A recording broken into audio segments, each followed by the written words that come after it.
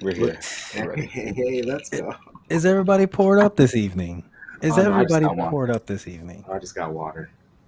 T, did I Um, did I see Oh, you just have a water cup for Crunk. This might or get extra something? Crunk tonight. I know, right? Just two hydrogens and an oxygen. That's it. I have learned when I'm the most crunk, it's when I'm sober. So Hmm this might be a fun show, and That's we Tarek's superpower. That's Tarek's superpower. are live. What's up? What's up, everybody? Wake up! Wake up right now! It's the list stream. None of that sleepy voice. None of this stuff. I'm Crunk Let's Chocolate. go. This is Lando. We got Tarek. We got the Sharpie. Man's getting it in. I saw you supporting your school, going to the local basketball game. I love that. That makes my heart so warm, truly. Got to, man. I had like nine eighth graders on the basketball team, so Oh you yeah, got to yeah, show love, yeah, and yeah, it pays. It pays back. They love it, yeah. Mhm, How did it go? bro. We started out 12-1. We're very much in a pace and space offense. A lot of threes going up, so it got off hot, and you get a little cold, but we held on. We led throughout, won the game by four. One of my best kids hit clutch free throws to put us up four with like 16 seconds left. So really That's proud of what's him. up. Nice, nice, Yeah. nice, nice, nice. Oh man! All right, fantastic show with fantastic guests. Scarf Boy, Vince, and Megan Dooley will be joining us first. Please feel comfortable. Lighten up those chats. Let us know where you're watching. Even for the people who are watching the replay, just type it in there, and I'll see it on YouTube and all that other stuff. I appreciate it. But FanFest Live, our home. This is the best place to enjoy the lit stream. If this is your first lit stream, hi, hello, welcome. Hope to see you again. If this is your last lit stream, I hope you trip over your feet in public in front of plenty of people. Old Warner Brother cartoon style slapstick and a motherfucker. Before we bring in our first guest, I want to dive in to the Champions League. And by Champions League, I mean the fact that Manchester United and Newcastle have fumbled the bag. Oh, United has to win against Shots Bayern, fired. who are on a 39 match unbeaten streak in the group stage. On top of that madness, Galatasaray and Copenhagen have to draw.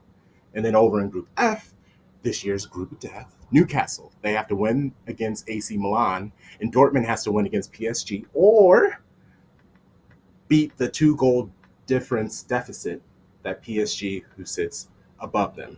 I don't really see how any of that can work. Newcastle, I understand, tough group. United, though, Basura, bro. Copenhagen has never progressed past the group stage. 2013-2014 season was the last time Galatasaray played knockout football. I know in previous episode I demoted Newcastle from oil siblings to step siblings, pending where they place in the Premier League. It could get ugly, and I might just start calling them oil cousins. It's sad, sad days out here. Can anybody make sense of what's going on? madness. Madness. I said, let's go, turn this up. And also, I'm here Absolute with Megan shout outs to Shenanigans. DT. DT coming in here, still off that city comeback, lit. Let's fucking go. Yes, Yeah, buzzing. man, madness. I just take madness from it. It's the Champions League. We're not even in the knockouts yet. Last we can only hope as fans. Fuck a club. We can only hope as fans that going into the Champions League, we can hope for at least one group going into the final match day. Can we get some juicy action? Can the team that's fourth finish first? Can we get at least one group of that? Group of death is what they call it, right? But we got it. And we're going to get some lit shit from it. That's what I got.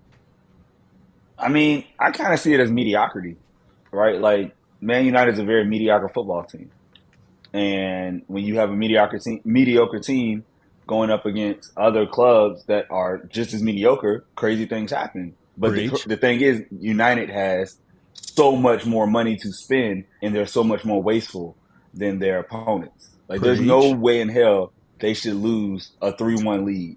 Like that's embarrassing. Like that if you're a serious football outfit, that doesn't happen. Now, in the group of death, it is living up to its name. It's doing what it's supposed to do.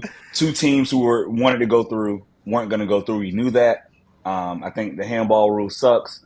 So I think Newcastle actually got screwed.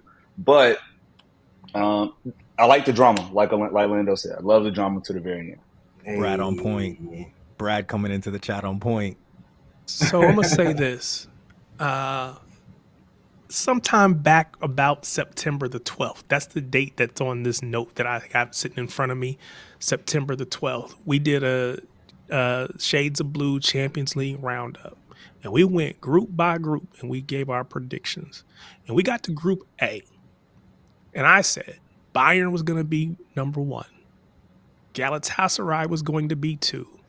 And Man U was going to be 3. And y'all laughed because y'all thought, okay, he's giving shade to Man U. And the reality is I didn't give them enough shade. I should have put them in 4th. I didn't go hard enough. I knew they weren't going to come in those top 2 places. What I didn't understand is that they may not even have European football at all. Damn.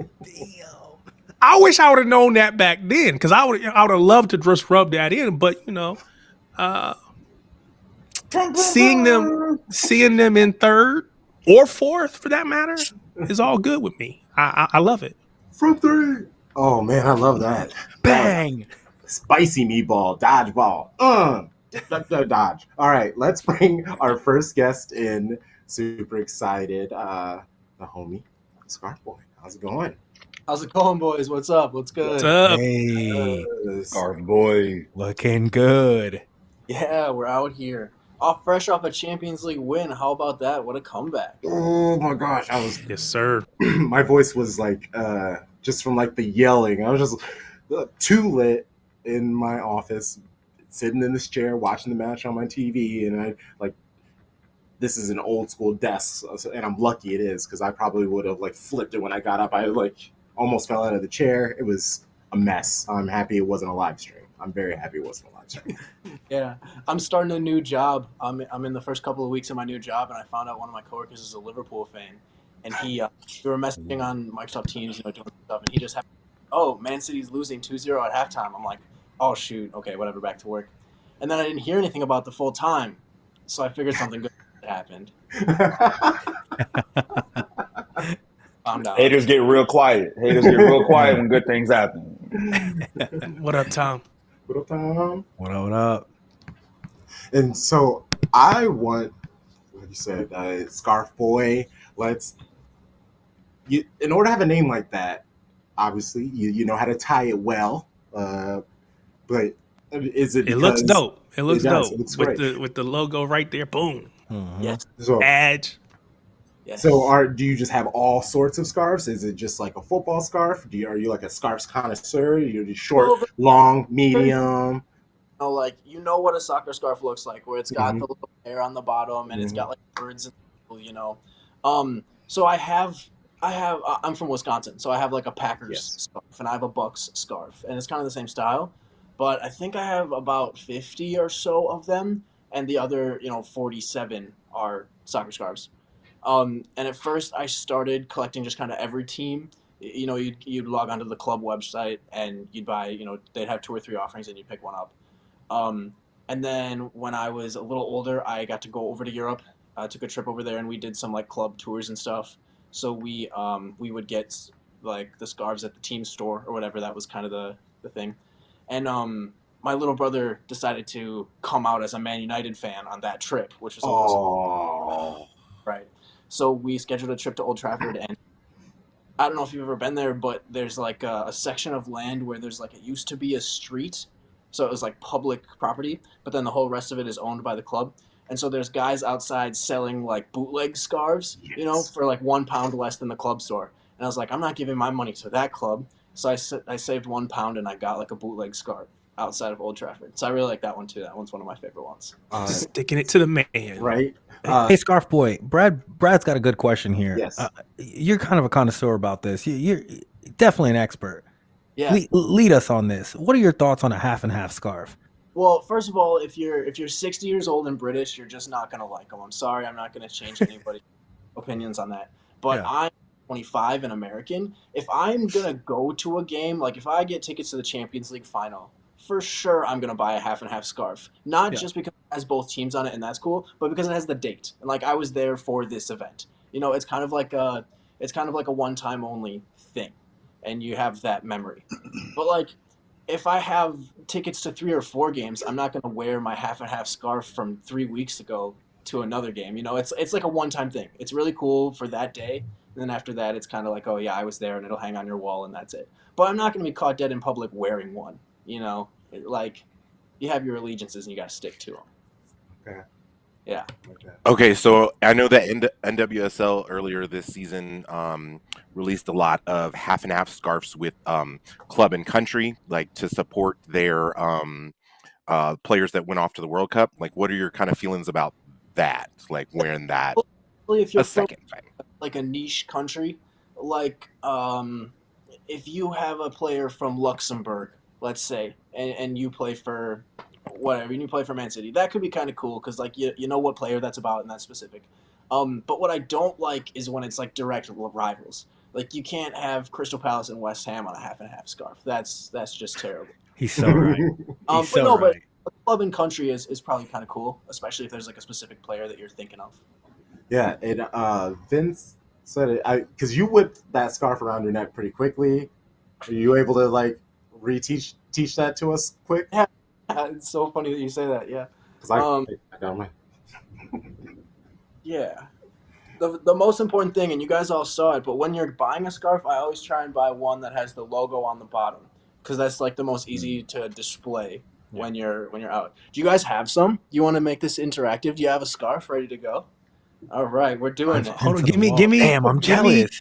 I'm peanut butter and jealous 30 right seconds. now. Give me 30 seconds. Hell. I don't want to take it off the Keep that wall, thing but I on want to me. learn. Keep that thing on me, all right? We here. Yeah.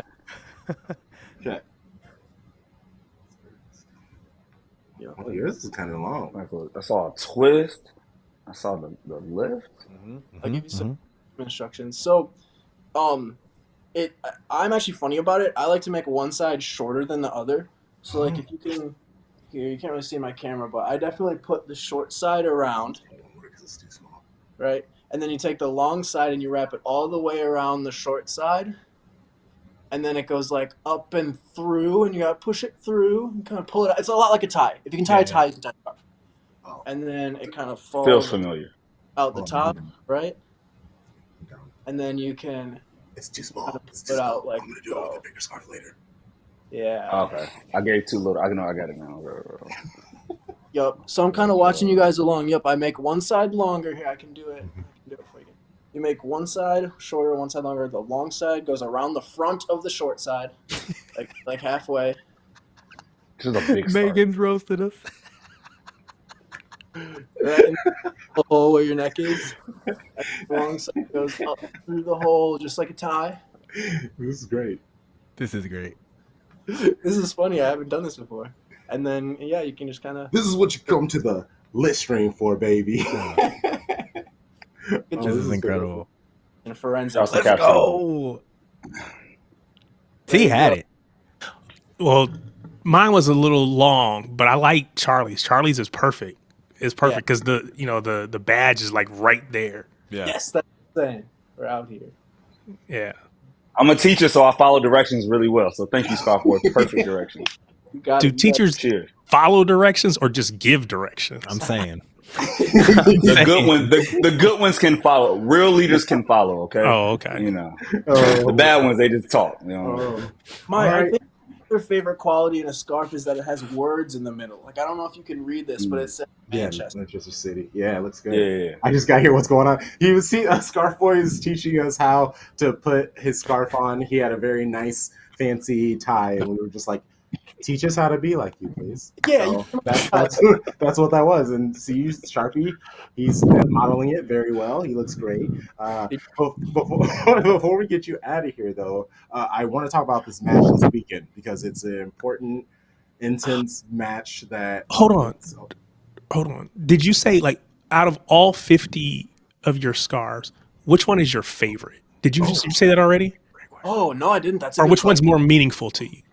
Yeah, that's a good question. I mean, the ones that I was there in Europe to get are pretty important, but I think one of my favorite ones is Garden State Blues. Have you guys seen anything from Garden State Blues? Yes. That's Mhm. the New Yes. Jersey. They started maybe 2 or 3 years ago, and they messaged me and reached out just because they're kind of getting on their feet, and I helped them out a little bit. I like retweeted some stuff. I liked some of their stuff, and they sent me a scarf that was Garden State Blues official, and it was like the founding member scarf. Oh, that's dope. Yeah, so that was really Damn. cool. To just make some connections through Men City and Yeah. a silly website. What was that? No, that's great. I mean, that's how we all met each other, was through that silly Yeah. website. Uh, Yeah. The jockstrap boy, boo, but also fantastic Brad Baker. I wouldn't be silly enough to bring someone on with that name. It's a family show. Sometimes. And for the record, Patreon. he will be there. Patreon. You might not bring somebody who brings that person on, but now I, on the other hand, we might have a private show, something like that. I don't know. Yeah, Brad Baker denies that, but he will be there. Hey, when we're in Chicago, live and lit, it might get a little too lit. I don't know. I'm coming down. Hey, Only shade. I'm howling, DT. Only shades. No. Hey, I gotta take a picture of that. That's legendary right there. Howling. That's a moment. Man said only shades. So Wow. from now on, instead of saying sign up for our Patreon, you gotta say sign up for our only shades. Sign up for our only shades. That is dope. Howling. Shady Games in a different place now. This is what happens on Thursday nights, people. Only shades coming at you live. Oh, God. The funny part about it is it already started when T wanted to be silent when he took his scarf off, because he knew I wanted to ask him about it, but he knew it had to go ahead and get to the point, because he goes, mine was just too short, but I like his. And Charlie's over here showing his off like I'm Gucci. It had to get to that, didn't it? Well, see, I have mine set up over here to my left, and it's got like my what do you call those things? The Funko Pops or whatever. So I got like they were like sitting on top of them. So I had to move them off to get the scarf. So I just put everything back. Yeah. Got my Raheem that I was throwing at a trunk the other day. Shout out to Vince in the comments with the shout out to Kyle Krieger and just all alabaster ass all on this page. Not alabaster ass. Calling it like I see it. I don't know what to tell you. Okay, Tottenham. We have to Back to Spurs. Scarf Boy. Thoughts, predictions, give us all. Well, I have a question for you guys. If you'll allow me to be the interviewer first, we can maybe go to the table and say, what do you think we're doing on the left wing? Do you think we're going to have calves or dreadlocks on the left wing? Oh, I like that. Cool. Locks. Ooh, I like that. Give me locks. We're talking about this coming week, Saturday. Yes, sir. Yeah, I'm gonna go locks too. Oh, I can't. How do I not go against that? It's locks all day. Yeah, you can't. I think that's okay. Like This it's seems good. so obvious Like, to us, but then Pep's gonna throw out something different. Yeah. I wouldn't be disappointed in Cavs, Which is why but Yes. Me neither. yeah, which is why I'm actually gonna say Cavs, because I think that Locks has a better chance to change the game off the bench than Cavs does. You're trying to hit Pep with that reverse psychology. If I say Cavs, Yes. that'll make him put. See, I'm hip. Correct. We've been doing this show for a little bit, so I think we know a little bit about each other. So yes, you are absolutely correct. who you got, Scarf Boy? Greedy or Gooch? I don't know. I really like Grealish. I can't believe people have not forgotten about him, but like we paid $100 million for this guy and he gave us back a Champions League. How do you just buy a player and give away a spot? But at the same time, Doku is on fire, and Spurs like to sit deep, so I think his tricks are going to be pretty valuable. I wouldn't be surprised if they start Locks and then maybe bring on Cavs late in the second half, much too late. Shut it all down. Hold it together. That high line. Yeah. It's going to be. Dare I ask, are we okay with both of them starting? Yeah. One going right? Oh yeah. Either Yeah. way, I'm good either way. I would love No, because that means that Phil's not on the because that means that Phil's not on the pitch, and I have a problem with that. Oh wait, you meant Vince both of them Vince together. Alvarez. You Vince meant Alvarez. both of them together. Yeah. Yeah. Alvarez Starting will be 11, starting. Jack Oh, no. Grealish, Jeremy Doku. No. Oh no. See, I thought you were saying I would be okay with either. I would be okay with either one starting, but I gotta have Phil on the pitch. He can be in the center. no. Yeah, But then if you put Phil in the center, you're not gonna put So chances are you're not benching gonna put Alvarez? Alvarez in. Yeah, I'm benching Alvarez. Yeah. Okay. I mean, I'm that not could opposed work. to that. I'm not opposed to I that. can see But what that. I will say, for me, in my opinion, and it's still early days, but Doku has been electric on the left. He's been okay on the right. And I've never seen Grealish starting on that right side. So I think if you put them both on the pitch together, to me, you take away some of Doku's brilliance. Yeah. Wait, to this point, real quick. I know we got to get ready to transition, guys, but is it true that didn't Jack Grealish start the Champions League final? That happened, right? Sure did. I watched Jack Grealish start, right? Sure did. It's kind of crazy that Doku's come in 4 months and be like, "No, I am better than you." Pep sees it, everybody sees it, and now you're just a great part of our squad. I don't know that better is the right word. He's just different. I would say better because I think he. Go ahead. No. I would say he. So from a fan perspective, we all wanted what I wanted. I won't speak for anybody else. What I wanted from Grealish was just a little bit more goals and or assists, right? That goal contributions. That is what Doku gives you in spades. He's creative. He goes at players and he's putting the ball in the box, assisting or getting goals. And so from that point, he's different than Grealish. But I don't know that makes him better because I'm sure there's things that Pep is asking for him that he maybe does better than Doku. But that I think is for my money, I want Doku on because I want someone that's a threat to go get that goal. And I think he's more of a threat than Grealish is. I think that's the key. It's the roles that they've been asked to do. For me, up until Jeremy Doku, before Doku, I just thought it's not that Jack doesn't want to attack and go down the byline and go at them. It's that he's being asked to control that part of the pitch. That's what I thought. And I still do believe that until Jeremy Doku comes. And now I'm seeing a wave to where he's now asking him to probably go at heads, to which if I saw the stat correct, it's mind-boggling to think that for the month since he's been playing, and player of the month, Jeremy Doku, please stand up, 21 successful dribbles compared to other total clubs that were in the teens. That's fucking wild. So I think it's about what Pep is asking them to do.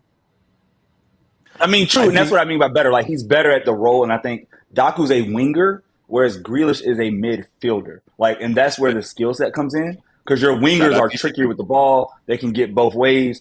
Grealish is an amazing left mid. He does that beautifully. But when it's okay, go low and then make something happen, Grealish is going to make a little pirouette. Doku's making somebody spin. And I don't know. I want to see Doku as much as possible now. Okay. Facts. All right. Well, Scarfboy, thanks for coming on. Please plug yourself before we get you out of here. Absolutely. I mean, it's cool to see. I don't have too much to plug. It's nice to see everybody on Twitter. And if you got a scarf, send it over. I do demos. I do scarf. No, I'm just joking with you. But yeah. Our Empire. Official supporters. He said, "Give me your shit." Yeah, thanks for having me on, boys. I really appreciate it. Yeah. All right. Thank you, sir. Appreciate you, man. All right. Well, let's immediately bring on our next guest. I'm super excited. Been able to connect with him through Twitter. Now it's real. We are having him on the lit stream. We got Vince. How's it going, homie? Let's What's get going it. on, Vince? What's good? How y'all doing? Good. Beautiful. Doing good. This is fun because, listen to your show, Scuffed, that you're in, and I've had a lot of people just randomly be like, hey, you do a soccer show. We're into like U.S. stuff, so we listen to the show. Have you heard of Scuffed? And I'm like, yeah, I heard of it. And I Hey, feel like the brand is very strong. right. And I think it was after the third time. That's when I was like, okay, I gotta like try to make a connection with you guys. And I'm pretty sure I might have DM'd everybody on your show. And that's just how I am. If some people respond, some people don't. I mean, it's all an app. It's whatever. I'm just happy we were able to connect. Yeah, for sure, for sure. Yeah. I mean, everybody else. I mean, the other calls, they got way more traffic, way more motion than Yes. me. Yes. You know what I'm saying? I mean, it's I'm just excited to have you on, man. It's Hell yeah, I'm excited to be here. Thank you for having me. yeah. So let's start with the U.S. men's team because I'm not gonna lie, I have a disconnect with the team. And It's what I wanted to get into.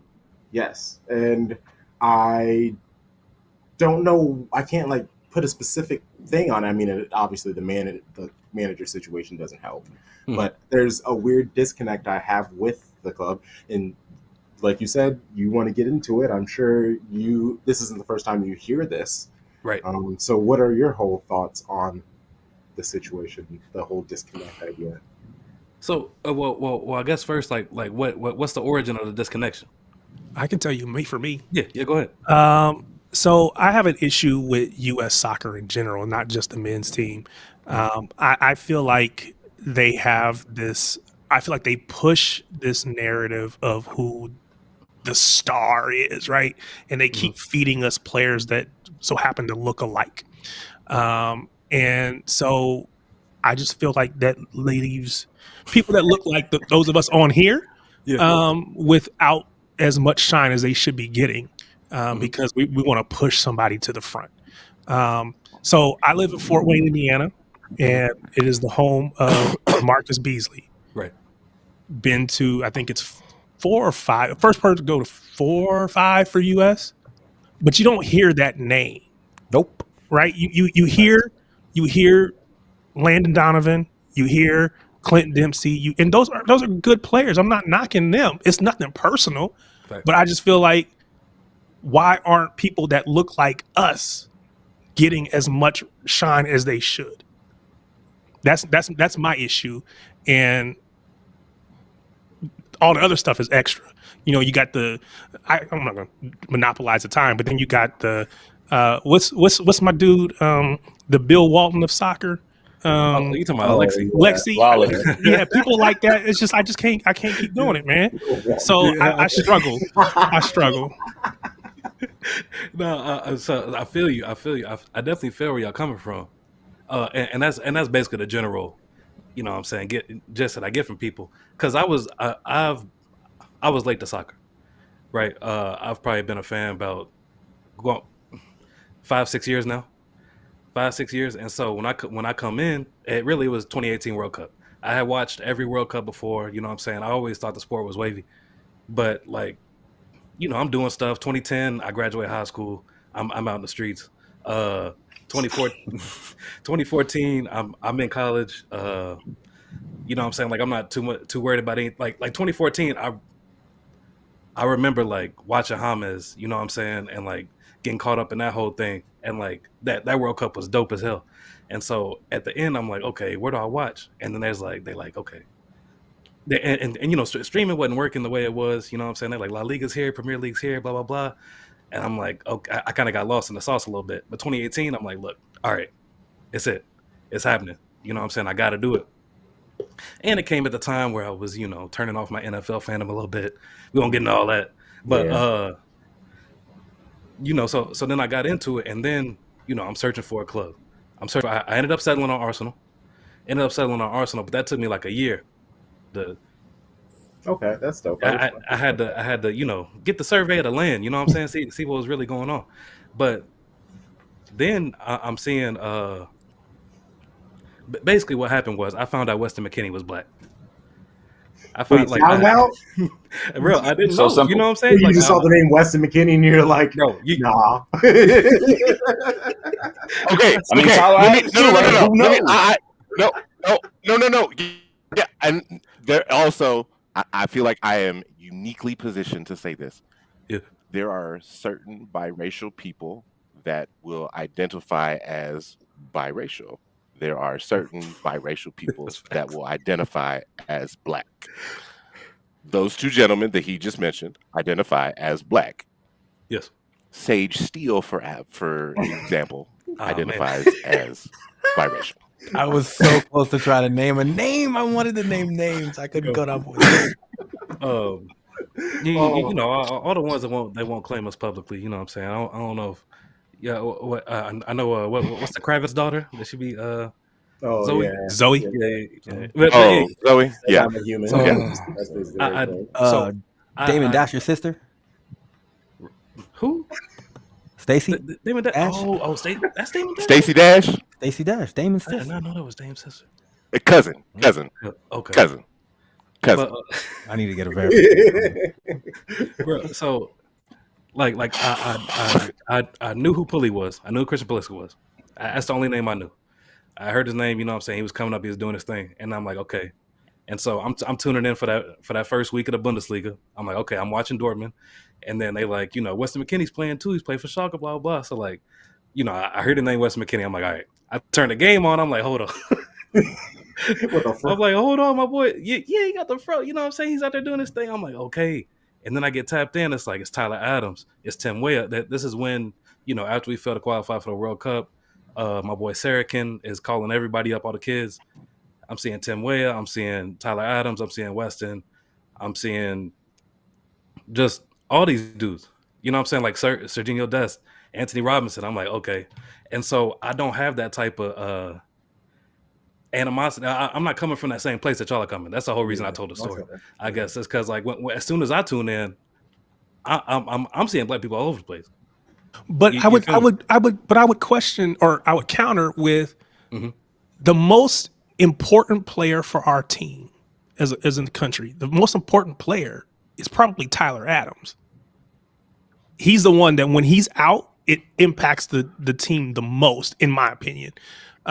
We could so then like who's the best player? Mhm.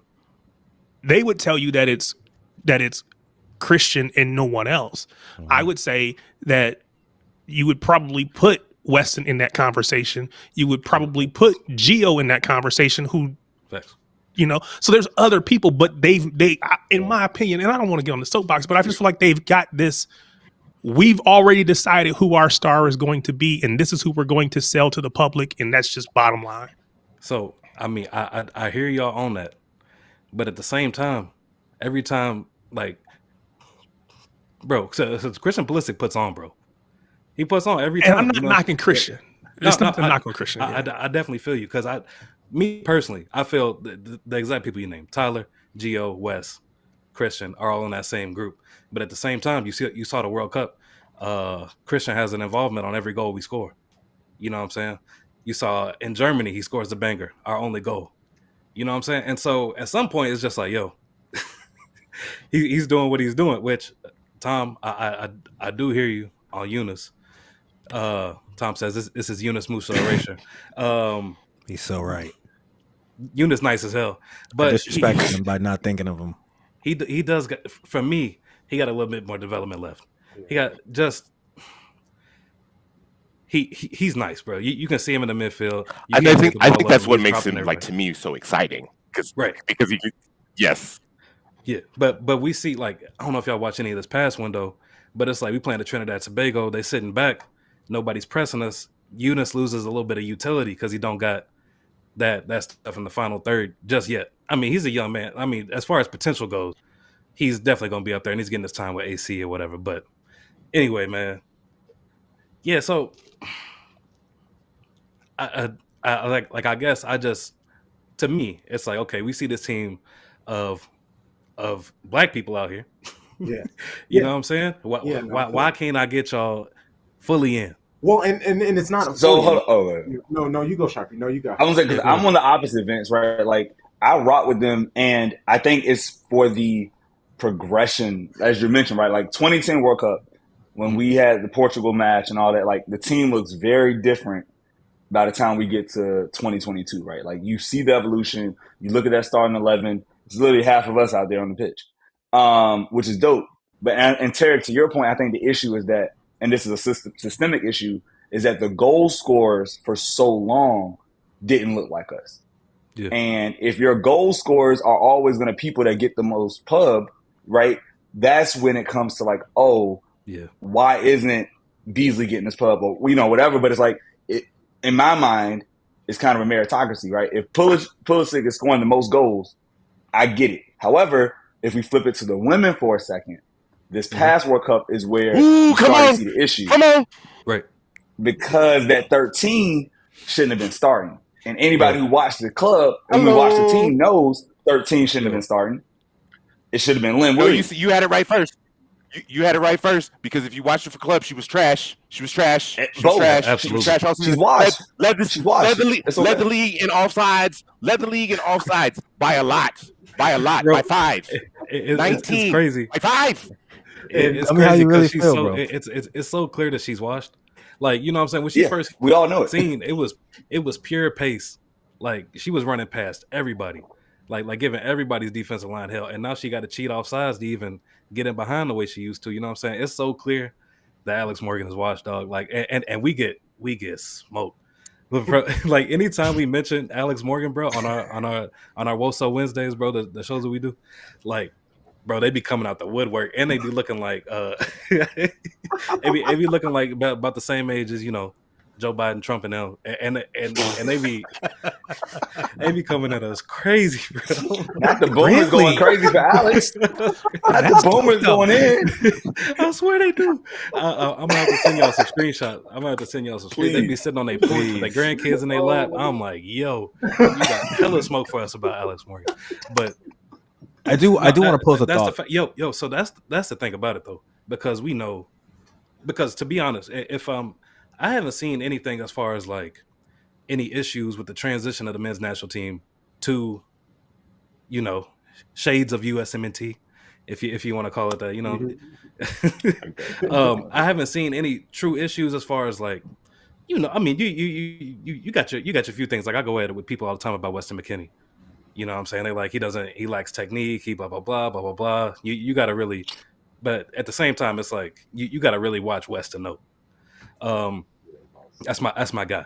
But And I was going to ask you this, Vince, real quick. Let me get your thoughts on this, because I think part of the problem is, and Brad said this in the chat, I think a lot of people kind of agree to this.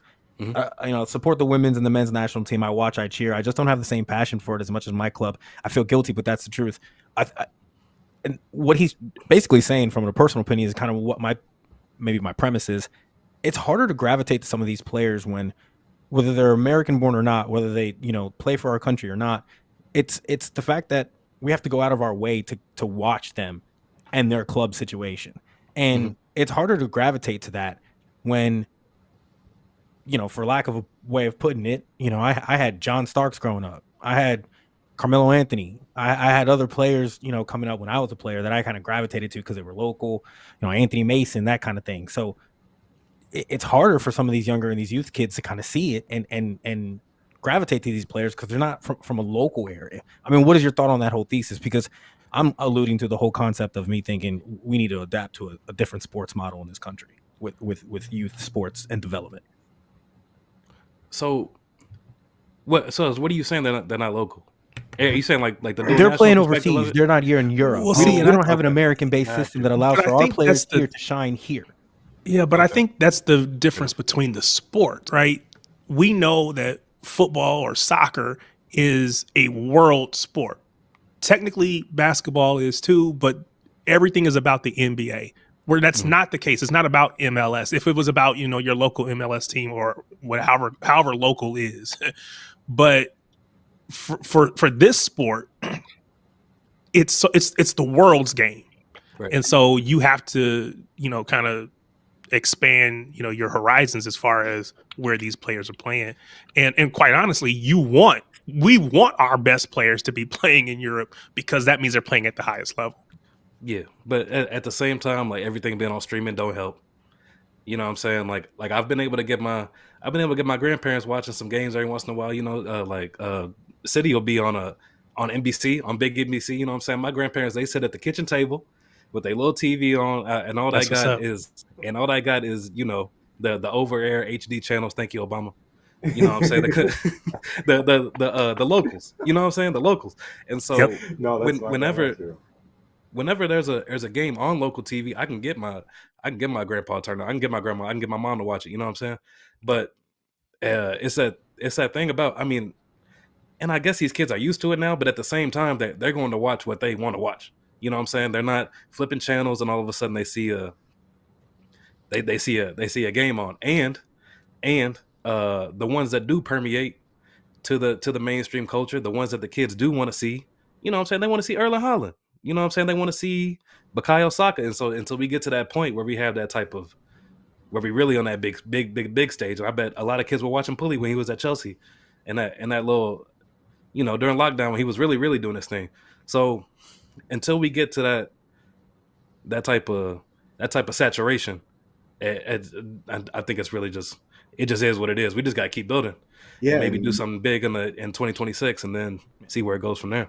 Look at your Megan was point going right to say there. what Go ahead, actually. Yeah, I was going to say exactly what Megan typed was a lot of the countries players start young in their own leagues. Maybe we need to work. I don't know how MLS's youth academy system is, but maybe we need to start seeing more of those like 16, 17, 18-year-old wonder kids and those being pushed.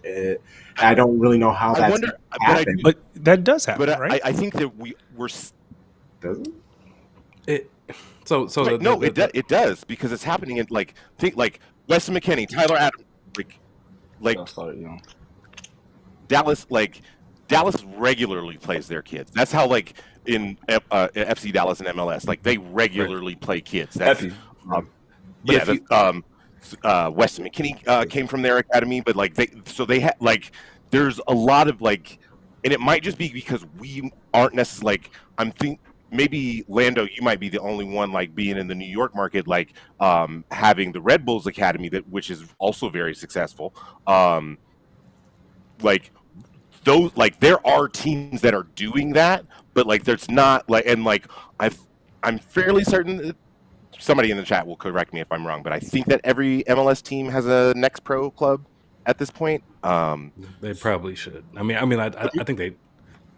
At this point, if it's there not, might be a few holdouts. Yeah, if it's not everyone, it's pretty close to. So I think we're getting there. We're getting there, and I think that the markets that we're not maybe necessarily seeing them in a New York, in a Dallas, but it is happening. Okay.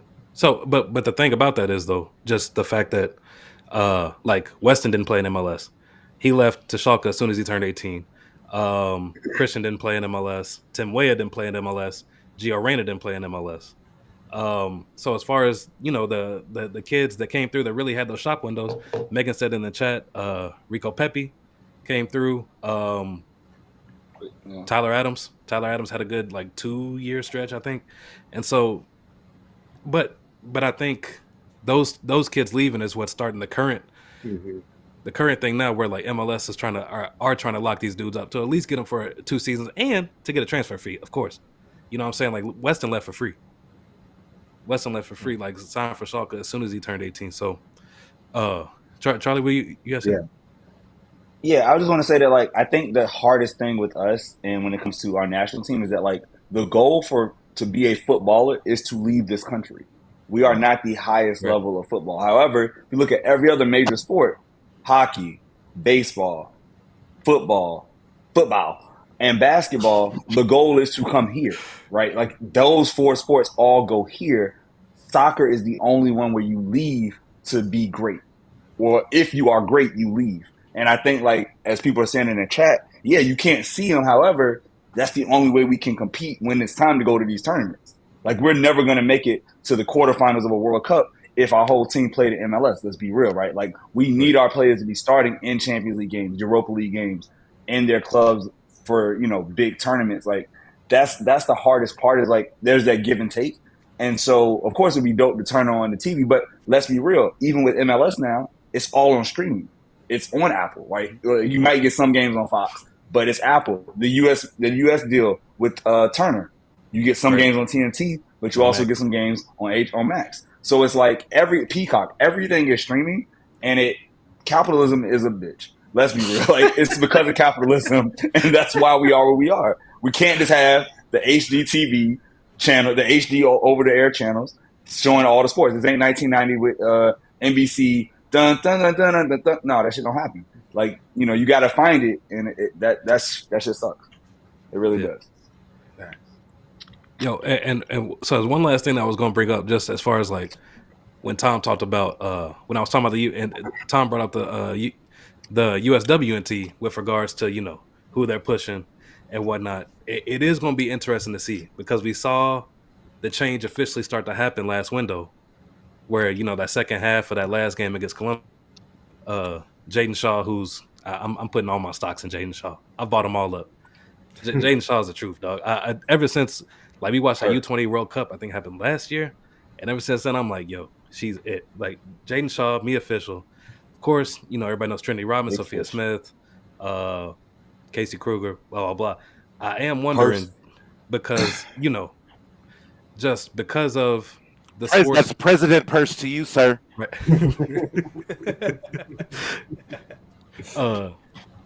But because of the sports that do matter in this country, right?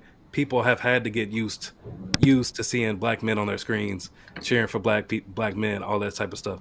So when black women take over this national team, we shall see what the reaction is going to be. I'm still wondering what that's going to look like. The early returns are, is what it is. But at the same time, what I'm saying, when I go to like, I live in Louisville, Kentucky. When I go to a Racing Louisville match, we had our biggest crowds when Alex Morgan was there. She didn't play.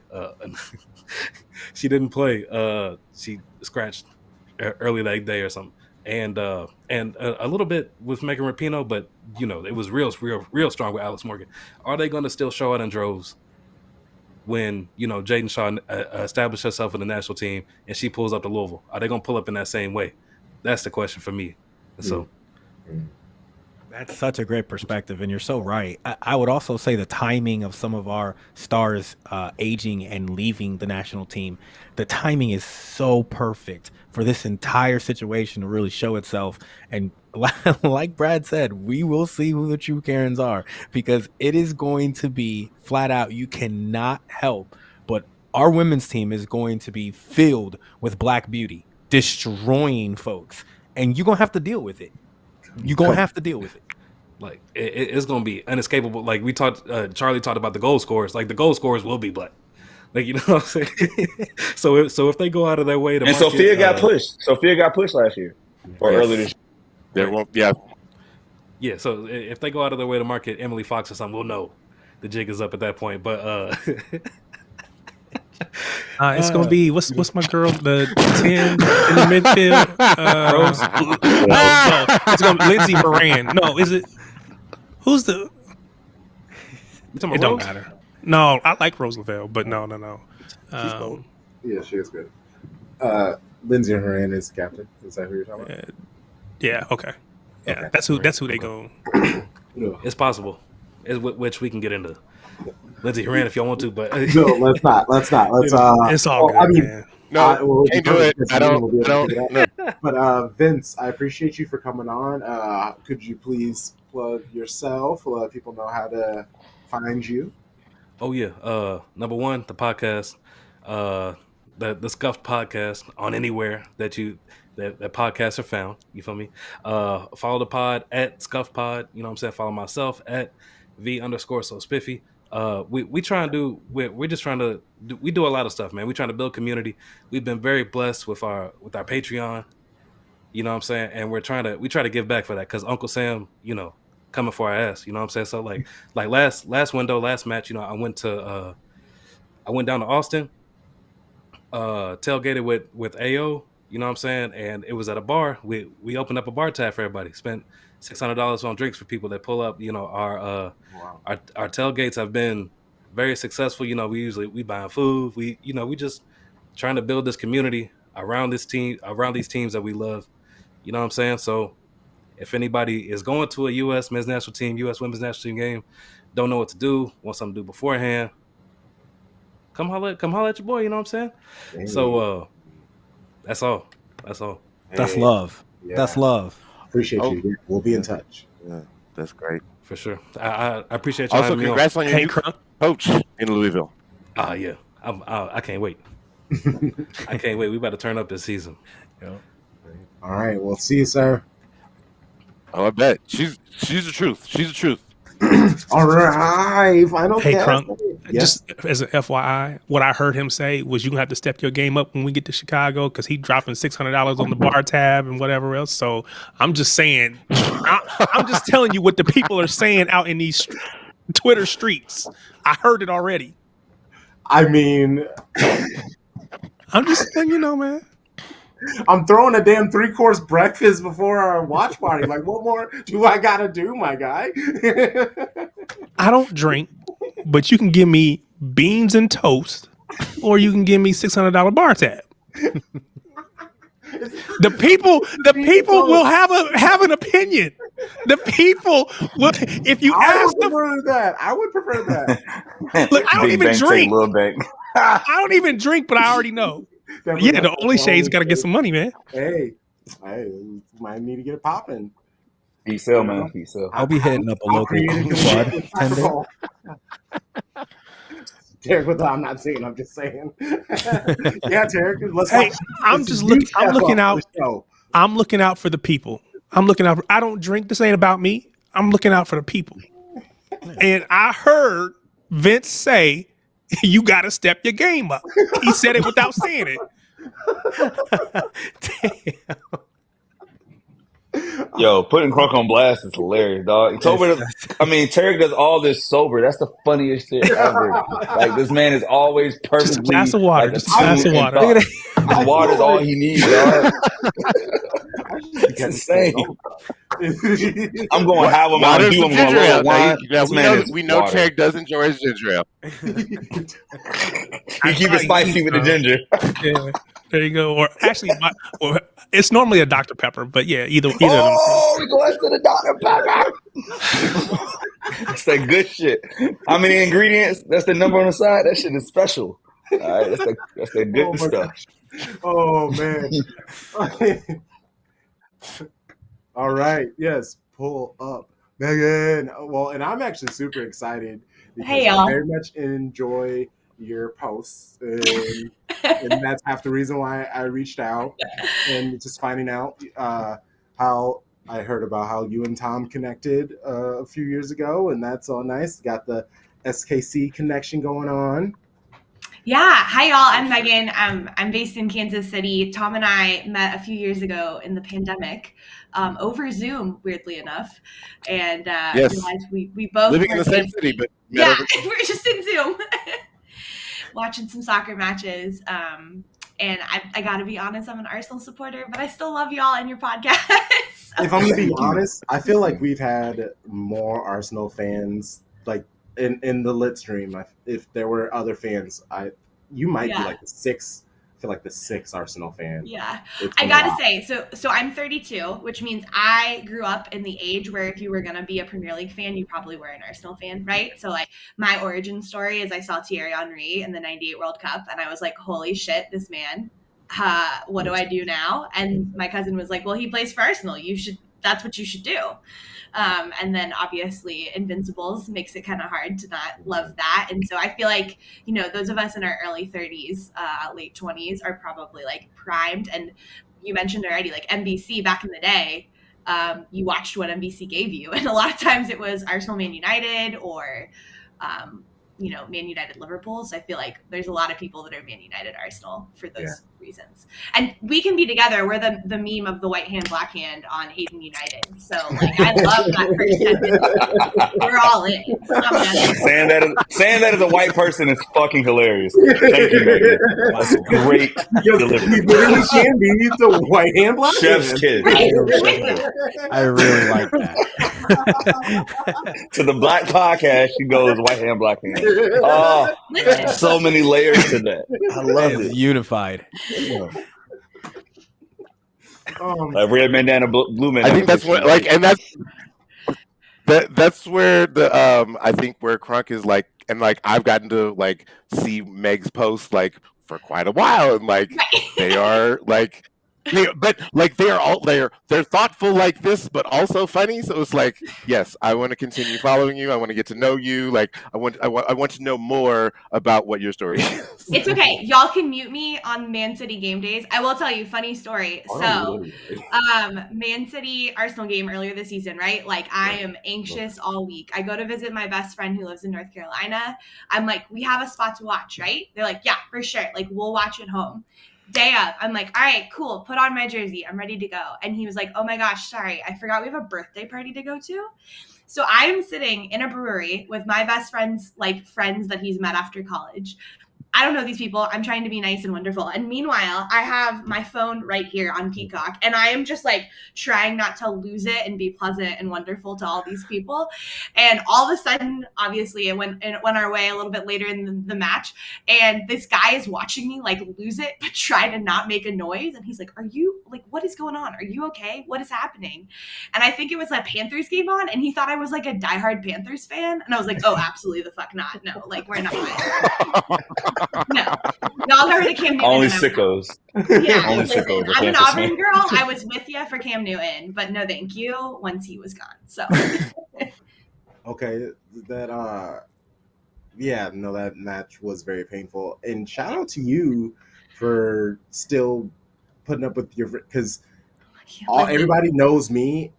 When it's match day, I don't care who has what got going on.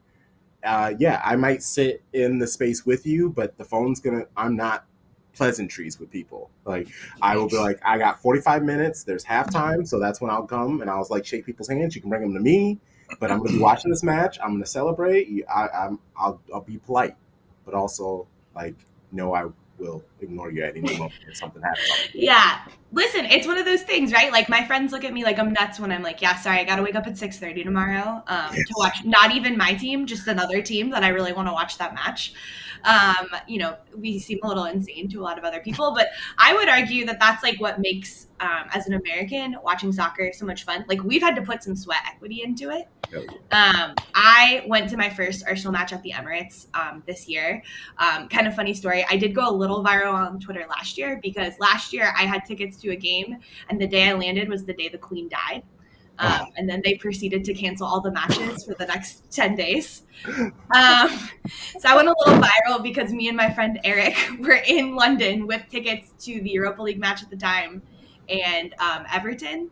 Wow. And so Men in Blazers like retweeted us and sent us, I think they sent Eric beer. I didn't get beer. So Sexist fuck. Men in Blazers, huh? Yeah, listen. And so we actually went back this year, and when I was meeting people at the famous pub that's near Emirates, there were so many people that were like, yeah, it's easy for me to be an Arsenal fan. Like I grew up in Islington. My family's had season tickets. It's much harder for you to commit, particularly when the team wasn't good. And we were playing a lot of 6:30, 0-1 losses to be a fan. And so, they talk about like plastic American fans, but I would argue that we have to do a lot more dedication. And, it's not cheap to go to London. It wasn't cheap for me to go to New York City for the exhibition match this summer. So I feel like, I respect the people who grow up in that community for whom it's their lifeblood. But if you're going to be a fan like y'all are, like you've put a lot of sweat equity, a lot of money into building your communities. It's, I think that deserves some respect. And I feel like when we were in London, we had a lot of people be really impressed that we came all that way. Well, and it's cool to hear that, like you said, there are people who recognized you because we get a lot, I'm going to play a clip in our recording this week. There was someone who asked Pep a question, and it was the way that it was phrased. He was like, Halan winning and the people that we have on this club, it's bringing more people to the fans, to the stadium, and there are more people. Is there a way, has the club made it their task to keep the atmosphere? And do you have to accept these new fans? Like, it's just a lot of like undertoned where they're just like all these new people, they're messing things up for us, they're stealing our tickets, it's getting real ugly and nasty. For the people who do come at us, because we've had that on our socials, those are the ones where I do get ignorant. And I'm like, bro, you were born where I have for years had to fight through NBC and then Fox and then NBC again and then CBS. There's the things that I've had to do, the hours I've had to put in to watch this stuff. I've worked harder. You walk to a bar and then you walk a couple more blocks and then you're at the stadium. Like, how hard is that? That's not tough. But naturally, I don't have to be that intense often because usually they have conversations with you. They see that you know what you're talking about. You actually do love the club, and they back off. But for those people, if that I do have to elbow drop on it, I will. Yeah.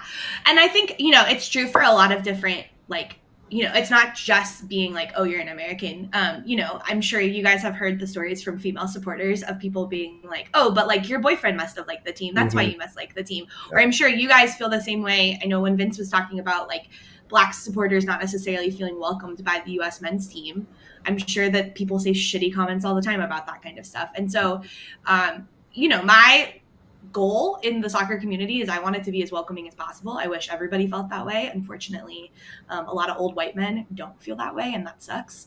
I don't know if you guys can see it. I'm wearing a shirt that says more women's, Black, Latin, X, Indigenous, got a bunch of different identity voices in sports. And I'm a big supporter and fan. And that also means that people like me shouldn't be centered, right? Like, I'm a white woman who lives in the Midwest. I'm the people that a lot of the NWSL and women's teams have always catered towards advertising.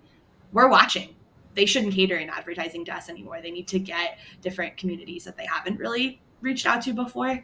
Tom and I have talked hours about this endlessly with lots of people, but it's the same with the Premier League. There's lots of supporters groups that look very singular, that look a lot like me, and that's not really what it should be like.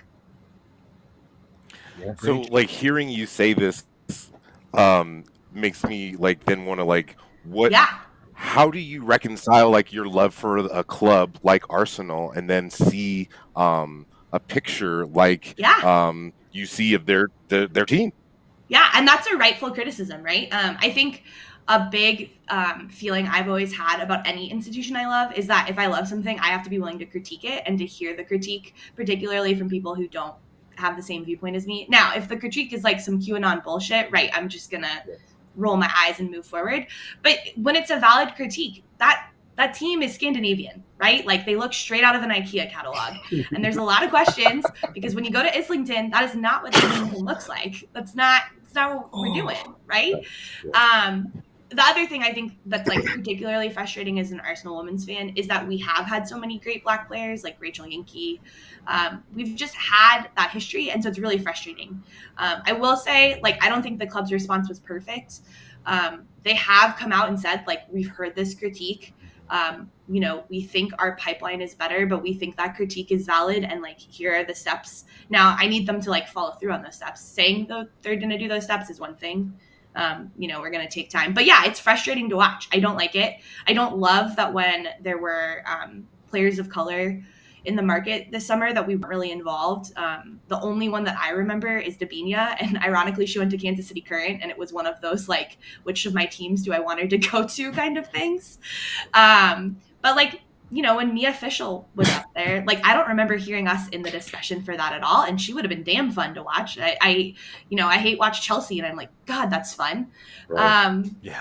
But it's hard because on the flip side, the team also is really good. And so it's like hard to, if we were bad, I feel like it would be like, well, hell yeah, look, we're all white. But then when they're also good, it's hard. I will say that there are lots of fans who, like, the second they heard the white criticism, just like racism 101, were like, why do we have to have Black people on our team? And weren't willing to like actually hear the critique. I would like to think I wasn't like that. I would like to think that I like took the critique, but it's an embarrassment. And I think Arsenal got tagged because of that picture. But I think there are other clubs that had they posted their picture, you would have seen a really similar thing. And I will give you props. Man City is not like that. But there are other clubs where I hope they're not looking at Arsenal and just saying like, oh, I'm glad we didn't get caught. I hope that they're also like, oh, shoot, we need to change the profile of our team and change our academies. Sharpie. I'm gonna switch gears. That was all beautiful. Let's talk about this name. War Damn Meg. You're Auburn okay. girl. Yeah. I'm an Auburn alum. Auburn alum. So here's the thing. I have a deep connection to Alabama. Okay. love people down there on both sides of the aisle, right? How did you feel on that fourth down? How did it feel? So some backstory. I'm actually originally from Florida, but my dad is from outside of Birmingham. And so I grew up diehard Auburn girl, and that's where I went to college. I was a senior in college in 2013. So I saw the Kick Six live and in person. If you go to my Twitter bio right now, I guess this is a plug, you will see the famous picture of the Alabama fan surrender copering with the final score from that game, because it's just my favorite image of all time. So anyway, we hired Hugh Freeze. I hate Hugh Freeze. I think he's terrible. I think he's a bad person for off the field reasons. I also don't think he's a very good coach. So this year I have been kind of the pessimistic, annoying Auburn fan that every game is just like, we look bad. For those of you who don't watch college football, 2 weeks ago, we lost to statistically the worst team in college football after we paid them basically $2 million to come kick our ass. And it wasn't close. It was like a full ass kicking. I think we had 5 passing yards for the entire game. Like, it was just bad. Last week, we played Alabama. I thought it was going to be 49-0. It was not 49-0. It was Auburn winning most of the game at home. And the Iron Bowl is notorious for like crazy shit happening. Right? Like, it's the end of the season Premier League crazy bicycle kick goal by Luton Town to win the league or something like that, right? Like, that's the kind of shit that happens in the Iron Bowl. And this year, instead of it being incredible and once in a lifetime for Auburn, it was incredible and once in a lifetime, hysterically bad. And on a 4th and 31, our coach, instead of putting any sort of coverage that made sense, dumb football things, he didn't do that. So that was pretty painful. However, I was the annoying fan that was like, I told you guys he was bad. Welcome to my bandwagon. I'm proven right. What I wanted to win, hell yeah, I want the bragging rights 365. But like, the next best thing is, y'all almost lost to this scrub ass team that is nowhere near as good as you, and you think you should go to the playoffs.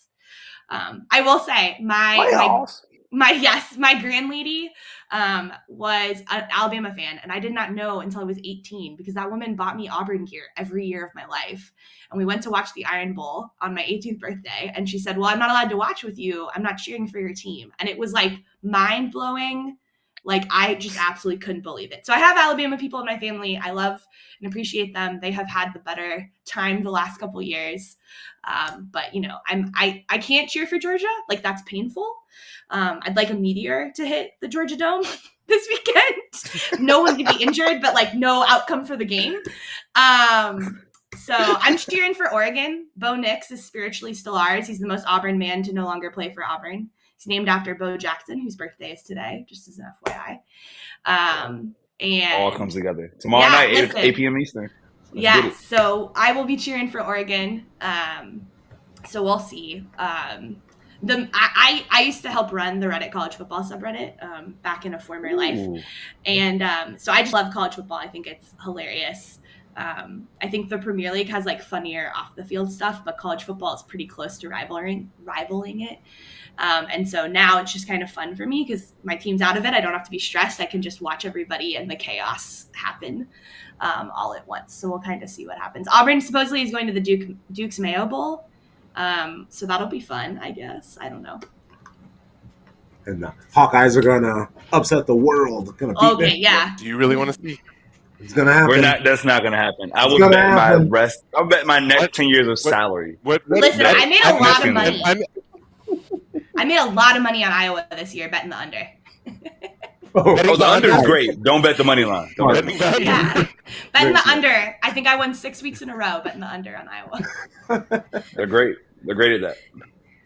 I think my favorite thing about this Michigan Iowa game is that the over under is only 35, and yet Michigan is still favored by like 20-something points. And Michigan's gonna hit it. They're like expecting like this game to be like 30, like 25-10. Yeah. 31-3. 31-3. Right? Like that'll be the final score. And you'll hear Vegas just freaking out. Yes.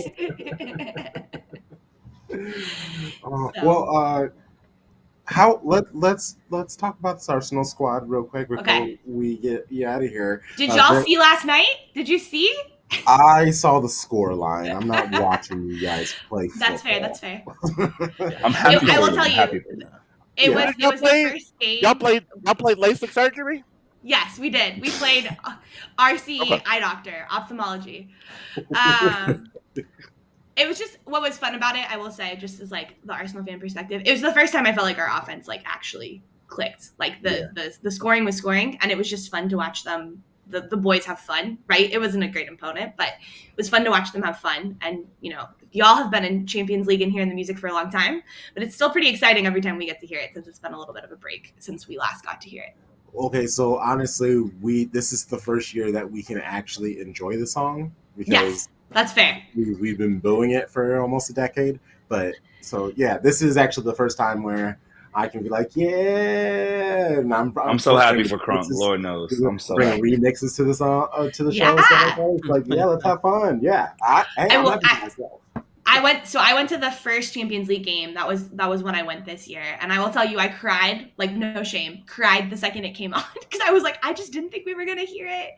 My friends had a funny bet of how many times I would cry before the first kick on the pitch. The over under was 3. I hit 4, so I just was very emotional about the whole thing. It's a moment. It's a moment. I'm not mad at you, because when I get to the Etihad, I'm gonna be emotional too. So Oh hell yeah! I see Erling Haaland and Kevin De Bruyne standing beside each other. I will cry. Real. It's one thing to African-American see tears. them, because I saw them here, but I need to see them. Yeah, in their, in the stadium, in the Etihad. Like honestly, if I go to the Joy Stadium and see Kiera Keating in between goal, I love you, Nisi. I love you. I love you. Because you've invested so much time and energy, and you've like seen and just to see how big it is. I mean, we've all been in stadiums of some sort, but it's just different when it's like your stadium and how big it is. Financially, it's a lot. It's almost tax time. I'm not saying people should break their banks, but if you have the ability, or if you can tack it on to a trip, like I think it's worth it, even just to go see the stadium. Last year when the Queen died, we only got to do a tour, and I still was like emotional just walking in to the stadium, walking near the pitch, and being like, oh my gosh, I've seen so many cool memories here, and seeing all the different stuff. I did try to take out the VAR little setup. Still not a fan, but I like it. Reflective, just giving a couple little kicks when we walk by. yeah. Meghan, you've commented on Arsenal's stance on public statements. I'd like to kind of get your thoughts on some of the public statements that they've made about VAR, in which let us know how you feel. I'm not a fan, I would say, of VAR. This statement, it's hard, right? I think the club felt like they had to back Mikel.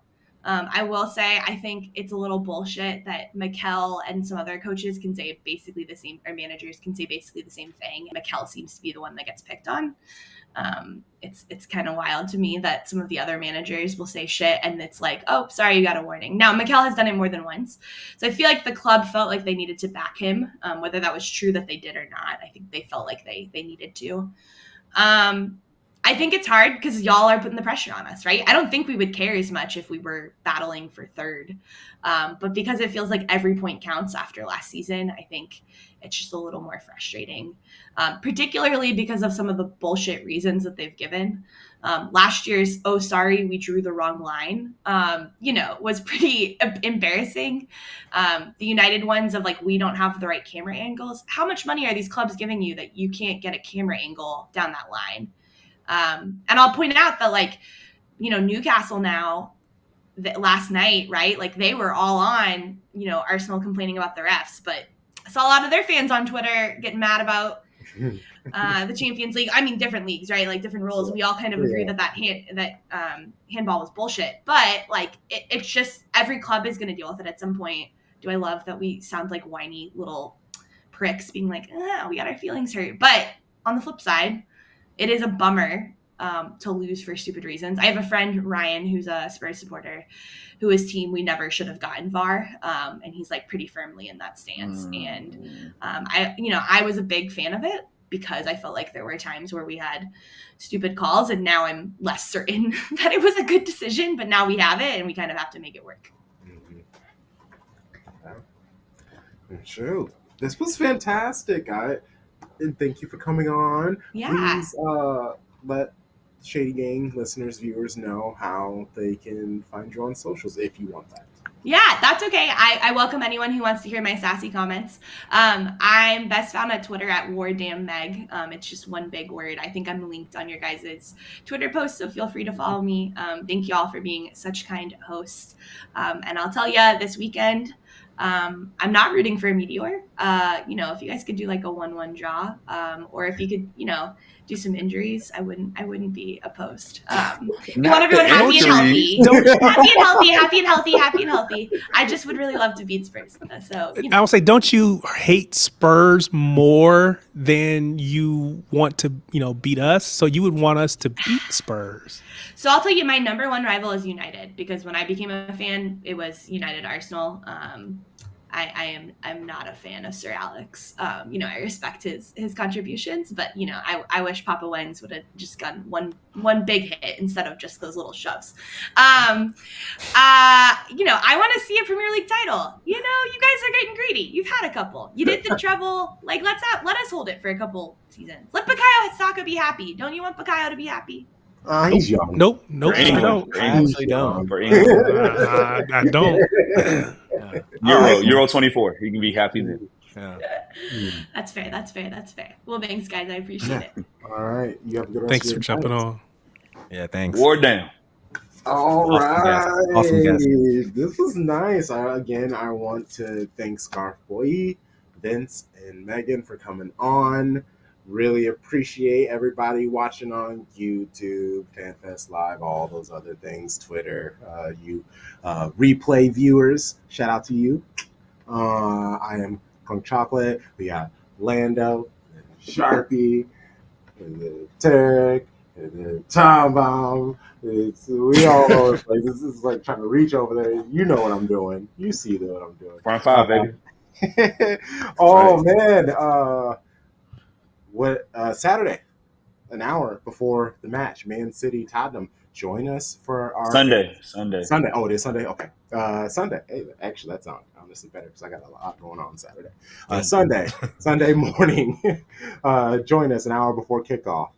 I think yes. I was going to say the time, but we're all in different time zones, so why? No matter. Time's available. Hour before kickoff. Join us. We'll be pushing it. We would love to see you. You all know the vibes. Shady Gang. Shady Gang. Shady Gang.